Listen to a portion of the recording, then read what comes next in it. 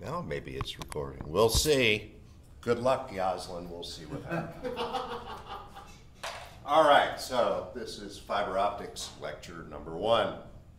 Introduction to fiber optics, whatever that means. So basically what we're talking about is sending light through a tube made of glass. Simple as that. Light through a tube made of glass. But in order to do that, we have to understand how light behaves when it goes from one medium to another, right? Now, in the wireless class, we talked about media, we talked about how light, or like electricity propagates through radio waves. Well, there's alternatives, and that is using the data to turn a light on and off and send data digitally through a piece of glass, which is basically what we're going to do. But in order to do that, we need to have a little bit of, oh God, it's Monday. It feels like Monday because we're going to talk about math a little bit. Okay. Math and Monday seem to go together, but it's Thursday, so we'll see what happens. So anyway, what we're talking about is something called Snell's Law. And if you've ever seen a glass, the classical version of that is a glass filled with water with a pencil in it, and the pencil is bent or looks like it's shifted. You've all probably seen that, right? Why is that going on? It has to do with the boundary between the two materials and the relative density of those two materials. So when we have a boundary of two materials and we send light into that boundary, it's going to do one of two things. It's either going to bounce back, which is reflection, or it's going to go through, which is refraction. And if we're sending data, which one of those do you think is most important? We're sending data through something, which one of those two applies? Refraction. Refraction. Okay? So, we have a relationship here that says that if I have a ray of light impinging on a border, and I have two different materials that vary in terms of their density, what's going to happen is when the light comes in, it's going to hit at a certain point, and instead of going straight through, it's going to bend in one direction or the other.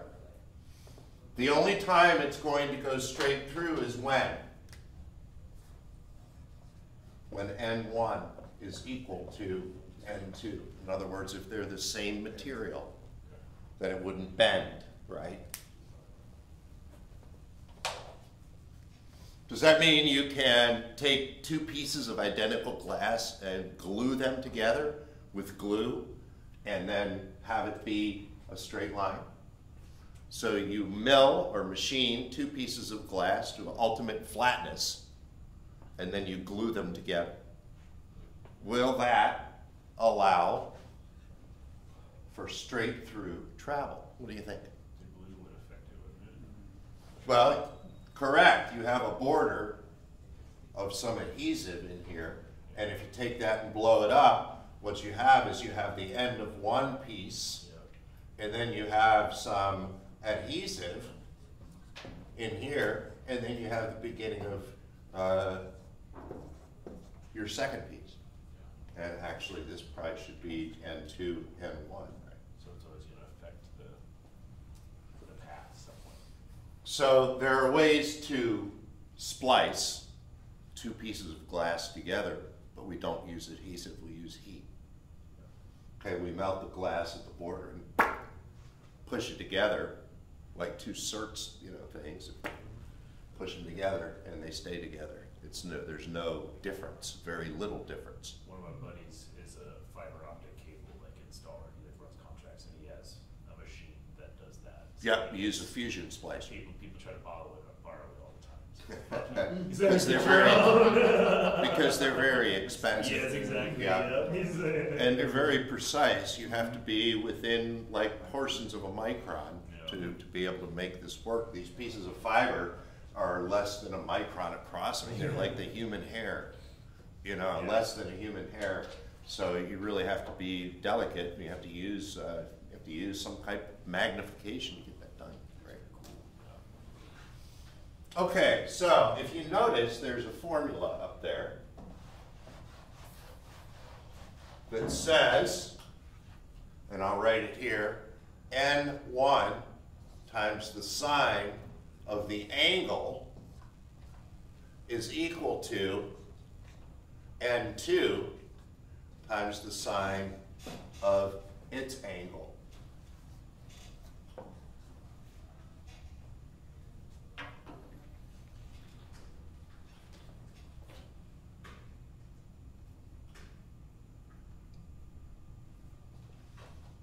Okay, so, you know, in order to fully understand this, we have to kind of get a grip on what sine and cosine are. So we can almost keep this diagram and look at 0 degrees, 90 degrees, 180 degrees, and 270 degrees.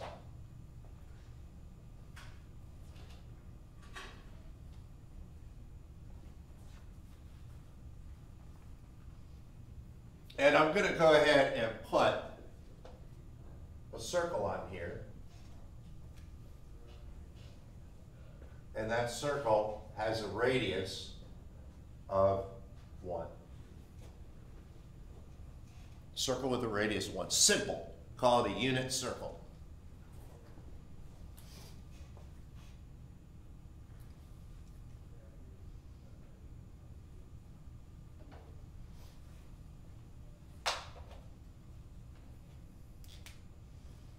Okay. At 0 degrees, what is x equal to? At 0 degrees, what is x equal to? 1. Okay, how far up are we? What's our y value?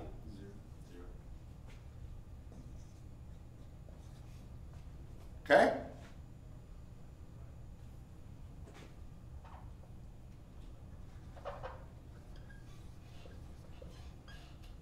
At 90 degrees.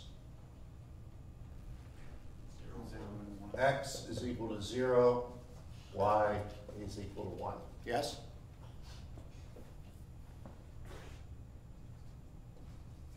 At 180 degrees.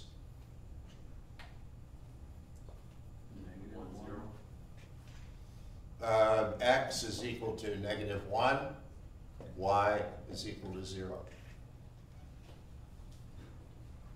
Hey, you're here. We're recording, so you'll have the beginning of our, hopefully, you'll have the beginning of our discussion. We're doing fiber optics today.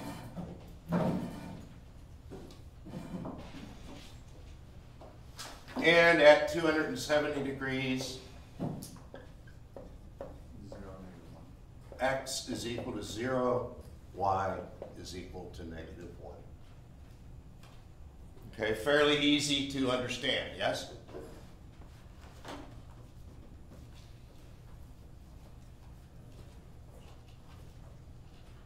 All right, so who has a calculator?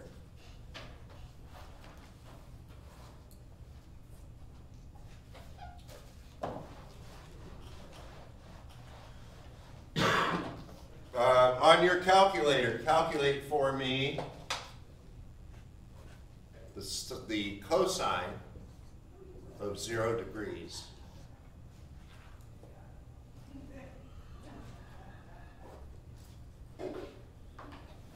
So you should be able to just put 0 and hit cosine.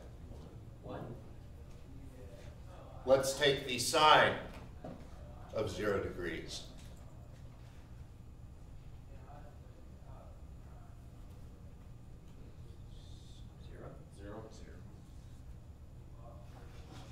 that just happens to be equal to x, and this happens to be equal to y, right? What about the cosine of 270 degrees? 0. What's that? Is it? 0, yeah. And the sine of 270 degrees? -1. -1.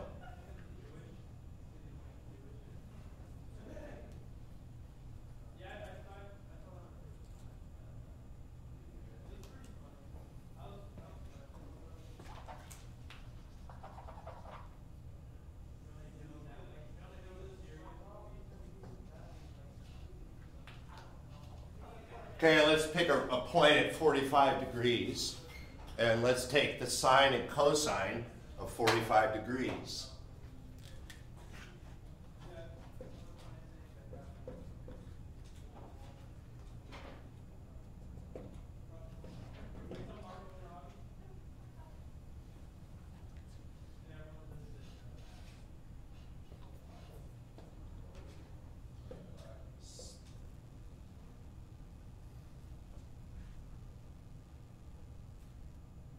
Anybody? 0.707. Yeah. That number familiar? Does that number, you ever heard of that or seen that number before? Activates it. What is it? Doesn't it activate it? Man, I'm not thinking about that version. What is a circle? If I take a circle and stretch it out over time, it becomes AC, right? Okay. This point right here, 0.707. Even though it looks like it's almost all the way to the top, it's actually the halfway point in the circle. That's why we use it as an average for RMS. Yeah. Right, so you see the sine and cosine are equal at that point because you're at 45 degrees. 45 degrees is kind of a magic number for us.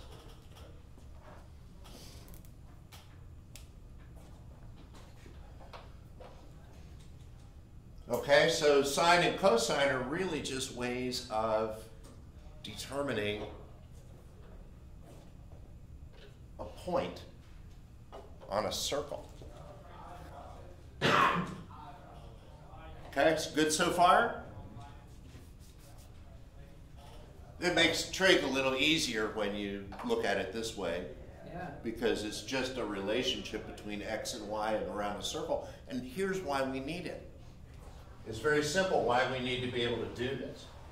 And this is outside of the fiber optics. This is real life at this point.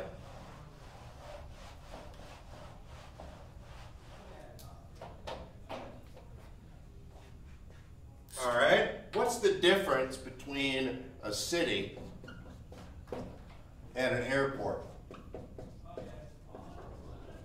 It's a stupid question, isn't it? It's the difference between a city and an airport. How they function. In how they function. In a city, you have a grid of streets like C Street, D Street, E Street, 14th, 15th, 16th, 17th Avenue, whatever, you have a grid, yeah? So if you want to get from this point to this point, you go x equals 1 and y equals 2, right? You're taking a cab, that's how you're going to get there. You're going to get there using Cartesian or square, rectangular coordinate system, right? What happens though over here at the airport? You're dealing with what? You're not dealing with cars anymore. We're now dealing with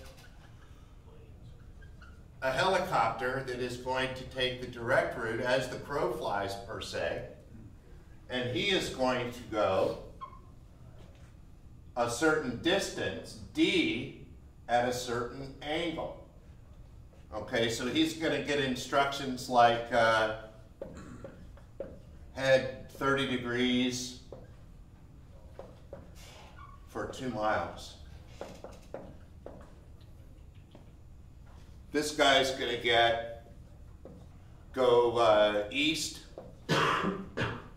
for 1 mile and then north for 2 miles. So this location right here is 1, 2.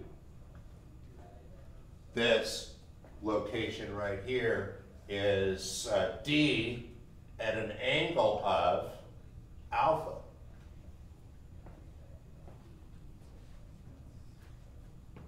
Two different ways of representing the exact same point, right? One of these is called Cartesian, named after a dead guy by the name of René Descartes, who came up with the idea that we can divide space into X and Y coordinate systems. It's also, for those that don't like to give people names, we also call it the rectangular coordinate system. This is called the polar coordinate systems, right? Yeah. And you probably saw this in your first and second quarter math, where you did conversions from Cartesian to polar by using formulas such as x is equal to d times the cosine of the angle, and y is equal to d times the sine of the angle, right? That right? And here you had, what was the one we used here? D is equal to the square root of 1 squared plus 2 squared. That gives you your distance. And then your angle was the inverse tangent of 2 over 1. Right? So you can convert back and forth. We're not going to be doing that. But this is where it ties in. This is where it ties into what you guys did in first quarter. As far as the math is concerned, you're just converting between rectangular and polar coordinates. It makes it easier, and the reason we do that is because if you think about it, and I don't know whether Kuda's pointed this out to you or not, but anytime you want to add or subtract values, you do it in rectangular, because you can just add the x's and the y's together. If you want to do multiplication and division, you use polar coordinates in order to do that. Okay, and again, I don't care about the conversion factors for doing this. That's not really important. What is important that we recognize, number one, that we can convert if we need to. And you've already done these conversions in a previous class, but for a different purpose. And number two, to understand that depending on the scenario, we can use different measurement systems to represent the same thing based on whether we're driving or flying, right? Or what we're doing. And this all applies to fiber optics because of Snell's law. We can predict or determine the angle of refraction based on the relative density of the two materials, based on the formula that we'll rewrite, which suggested, if you recall, that N1 sine of the angle is equal to N2 sine of angle 2.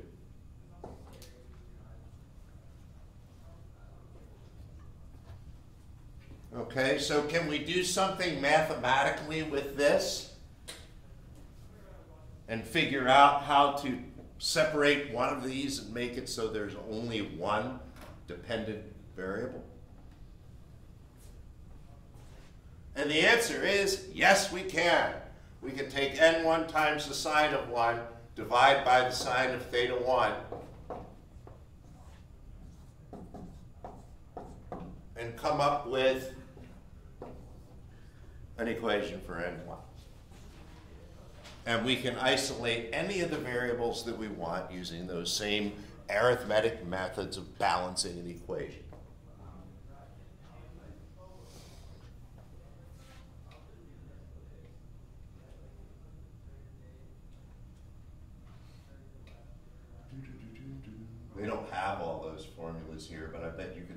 them somewhere else, or you can derive them yourself.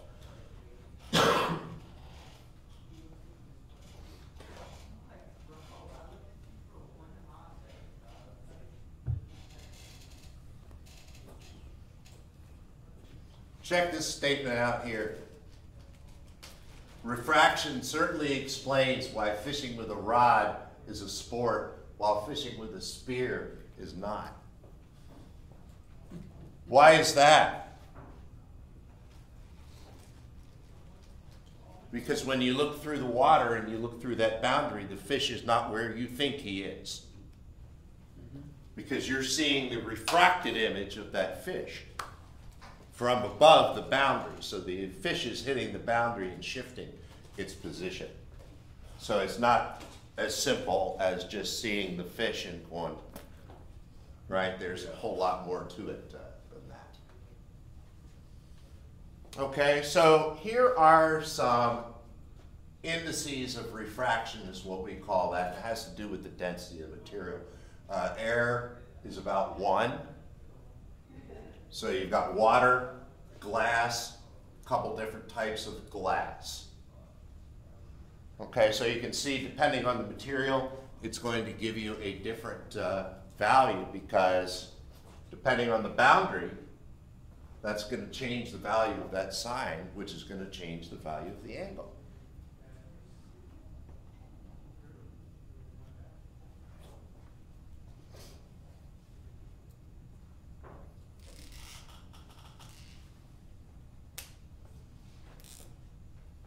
Okay, so this is very important, because what we are going to discover, this will be my final comment, is to lead into tomorrow, or lead into the next time we meet, which I don't know when that will be.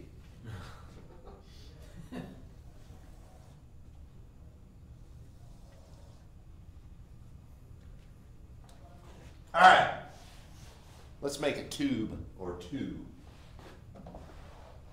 We're done with the math for today. So, collective sigh of relief, anyone? Tube number 1. And tube number 2.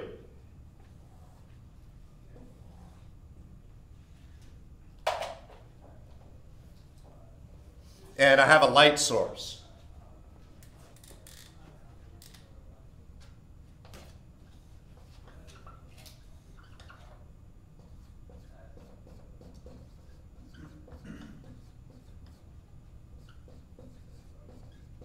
Here's a great new word for you, collimated.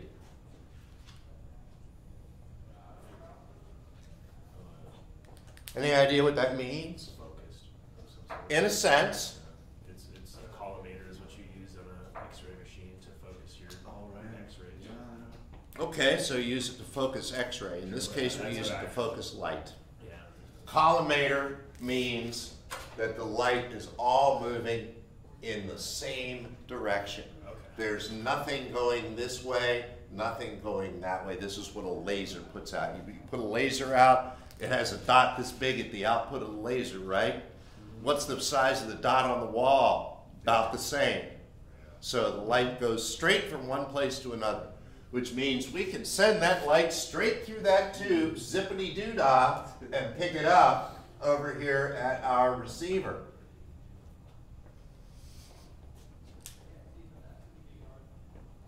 Okay, that's one option we have. Another option we have is to use an LED, which dumps out light pretty much in all directions. What's going to happen there? Some of the light is going to travel straight through. Some of the light is going to bounce.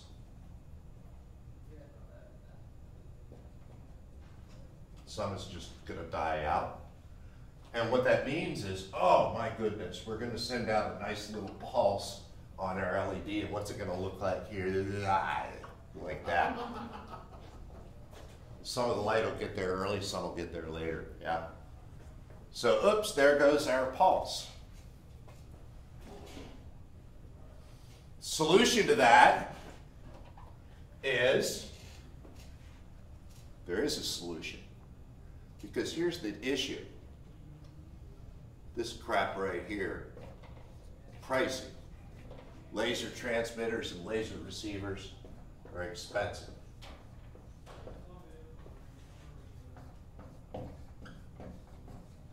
El Cheapo glass.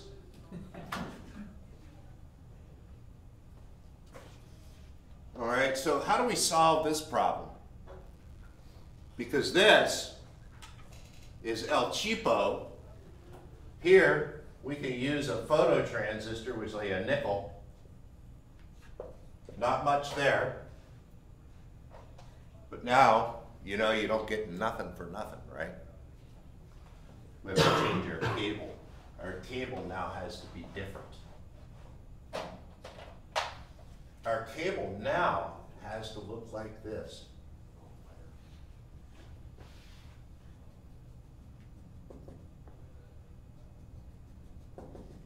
And I'm just going to make this simple. It's actually a lot more complex than what I'm drawing.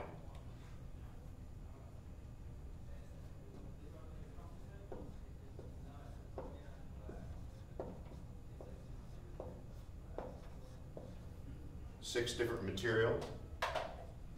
The light that comes in straight in goes straight through. The light that comes in at an angle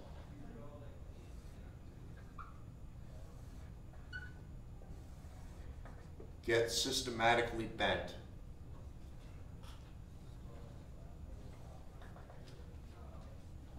As it goes through the different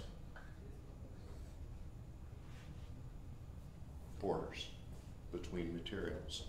So looking at this from the side, it looks like a tree.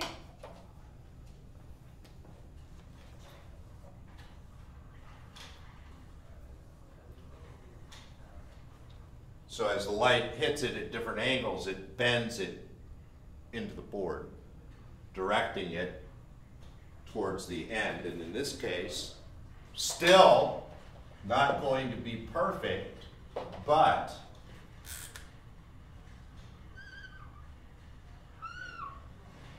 much closer.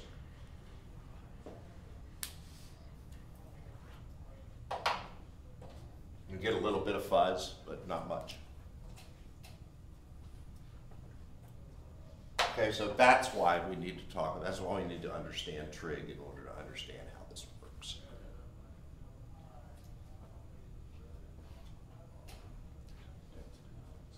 And those are different kind of glass, or just different formed glass? It's laced with different impurities. Okay.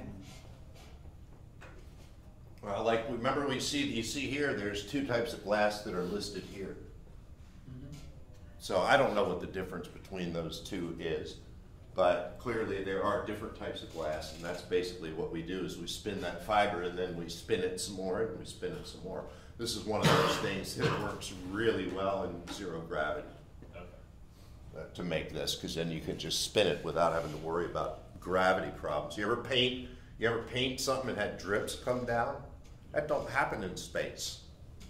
There's no gravity to make the drips drip. So when you do something like this, it becomes perfect. It becomes easy to make it close to perfect because you don't have that gravity always pulling in one direction. It's not like you don't have it, but it's not significant enough.